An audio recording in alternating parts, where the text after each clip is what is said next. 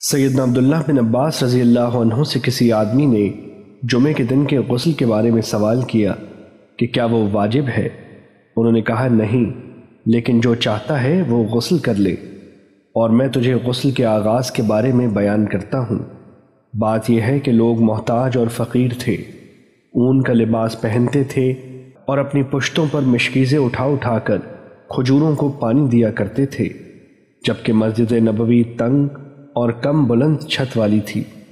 ایک دن یوں ہوا کہ لوگ اسی طرح اونی لباس پہنے آ گئے، اس میں ان کو پسینہ آیا۔ ادھر آپ صلی اللہ علیہ وسلم کا ممبر بھی چھوٹا سا تھا، بس 3 سیڑھیاں تھیں۔ جب لوگوں کو اون میں پسینہ آیا تو خوب بو پھیلنے لگی اور ان کو ایک دوسرے سے تکلیف ہونے لگی۔ ان کی یہ بو رسول اللہ صلی اللہ علیہ وسلم تک بھی پہنچی، جبکہ آپ ممبر پر تھے۔ اس وقت آپ نے فرمایا، لوگو، جب تم جمعے کے لیے آؤ تو غسل کر لیا کرو، اور اگر ہو سکے تو بہترین خوشبو استعمال کیا کرو۔ حدیث نمبر 2735، مسند احمد۔